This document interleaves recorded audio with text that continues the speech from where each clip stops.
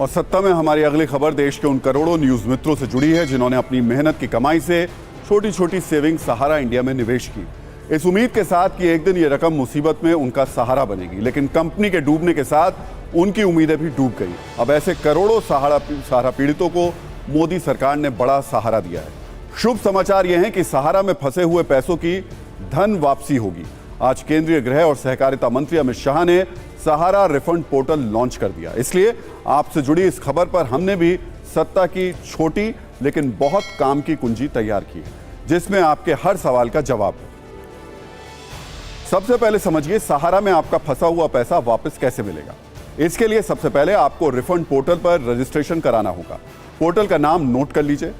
इसका नाम है mocrefund.crcs.gov.in। इस रिफंड पोर्टल पर जाने के बाद आपको अपनी सारी जरूरी डिटेल इस पर भरनी होंगी।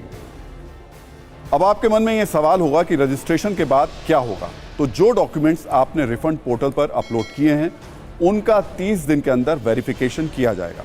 वेरिफिकेशन के बाद अधिकारी अगले 15 दिनों में इस पर कार्रवाई करेंगे और फिर एसएमएस के जरिए निवेशकों को वेरिफिकेशन पूरी होने की जानकारी मिल जाएगी। लेकिन सबसे जरूरी सवाल, आपके खाते में पैसा कब आएगा।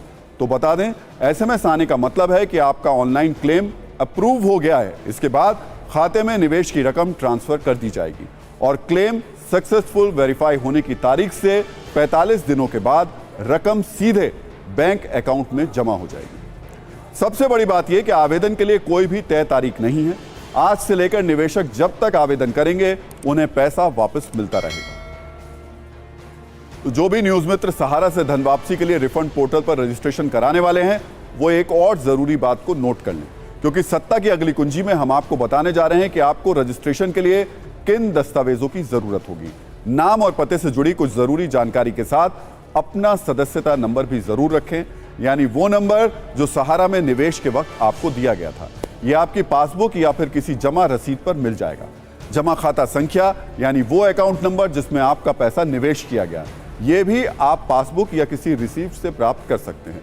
आपको मोबाइल नंबर, लेकिन ध्यान रहे यह मोबाइल नंबर आधार कार्ड के साथ लिंक होना चाहिए। इसी तरह जमा प्रमाण पत्र यानी पासबुक को भी अपने पास जरूर रखें। और अगर क्लेम की जाने वाली राशि 50,000 से ज्यादा है तो इसके लिए पैन कार्ड की भी जरूरत पड़ेगी। लेकिन अब हम आपके लिए इस खबर से जुड़ी सबसे जरूरी कुंजी खोलने जा रहे हैं, जिसमें आपको पता चलेगा कि सरकार ने रिफंड की जो योजना तैयार की है उसमें सबसे पहले किन निवेशकों को पैसा वापस मिलेगा।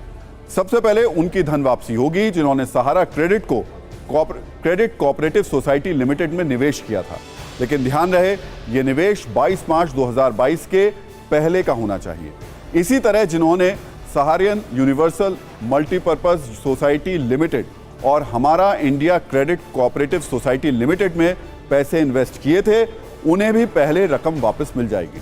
लेकिन 22 मार्च 2022 वाली शर्तें इन पर भी लागू होती हैं। इसके अलावा एक और society stars multipurpose cooperative society limited के 29 मार्च 2023 से पहले के निवेशक भी आवेदन कर सकते हैं।